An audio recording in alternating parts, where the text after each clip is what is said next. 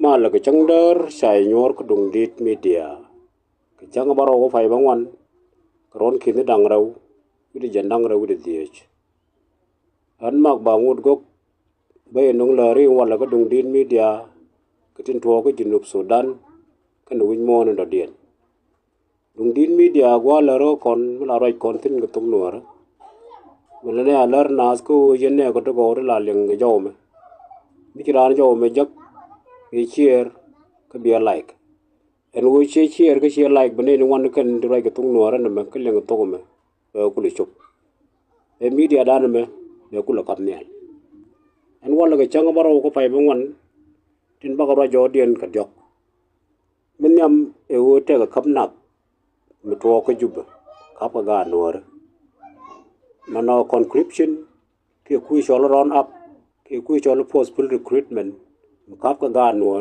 là đó nua rồi chụp mình thua cái mình chơi nó là road take one of the defector Ramkel mi yen ka spiala mayu medan Major General Mabodol chi ka tay kel ka ne wulu ka spiala mayu te ka jub lawa makal ban ga jub so kenin de kon te ka makal wu medan ne cha wulu mu ko organize te cha wakap nor te wakap ka makal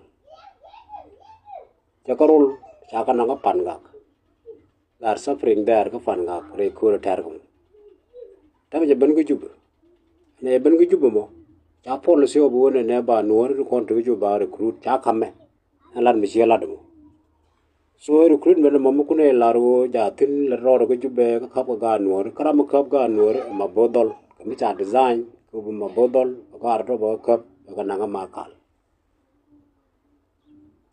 so a keleno mara wada a message no ka nuore gambel nuore do kontra gambel la nuore Ethiopia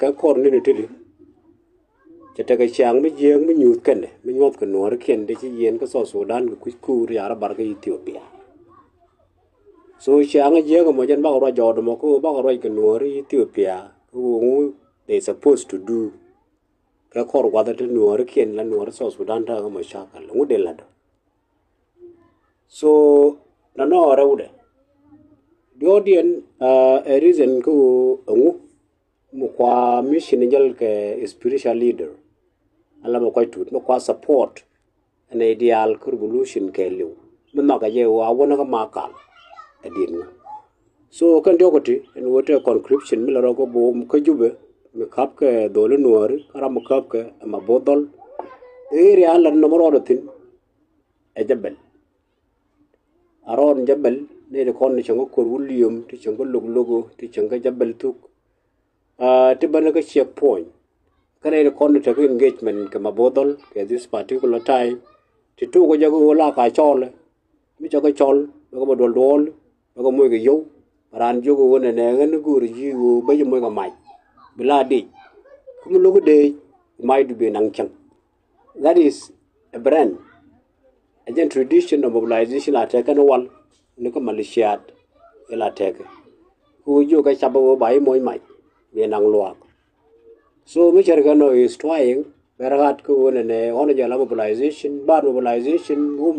nyan bana kap to kap kana take rampant disappearance to dul wan batke re to ga bala mo won ko ya kwen won da reaju so I'm going to call Mabodol to call his background, full background of Mabor is a conventional soldier. Mabor a militia. Ka background I could take the Kalu, Lucky the Noor, at a Kalokon, we know about his contribution, get high to Jaga swell my room. Monetary Kage. So Manawaja Waja Kajub. So Mabor, Karamichi Kong to Ranley, Karamichi Lurai di Kong, Kanga. This kind of people, we know them. Who message in the Tupta come to they come in Noir to cocaine. Who Yanga Nora can very distant in a yenate. Very distant, okay. Who the only thing more can they play with your life? By a recruit, by an encore, can you train, can you organize, can you become yene? we yin yin ne kun on the top of that min kul bay ne yen ko yin yin ne kun so je la ro ro ada no kun wer kam ye ga jang chek ja go ngai ke je man ne jang wo cha go they try every mean that is the reason we see all try that thing chaka bala ne dia la wa no man ni Uganda is here. So Muluru Konor, we are strong when we are united. Charamat. I hear an content contribution. Muluru Yanga Dial, teach one up. Aren't you go and another my long nigger cup? With direction away. Malaga may future of Nur, future of your children, future of yourself in God, in the garden, a future room. So long my name Kirby, you will call long over call.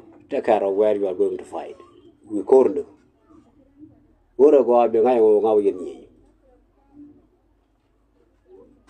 So, Mr. Gallo Colaro tell a message with them walk on a bottle, get the walk on Corale, get the walk on a kid message on the walk on Cornwall, who in case of an run, they infiltrate. They done. They go to one and have interest in it. You can tell a name of who and Ellen, my bone mobilization, Kangakan, Nori to General Logan. These are all nonsense. But can it take that? But can our future? So that is one thing. Again, conscription la road, she ta jang la neje, who cap on work with Jube, real rotin, Jebel, she was our queen. Ramada charge of that, and my bodol. So we talk about it. Take a message, Yagalado, who you worry, you got no gun long my cup, take care of, who go on down by you, Nanga Majamote. And I'm going to like who you need to know.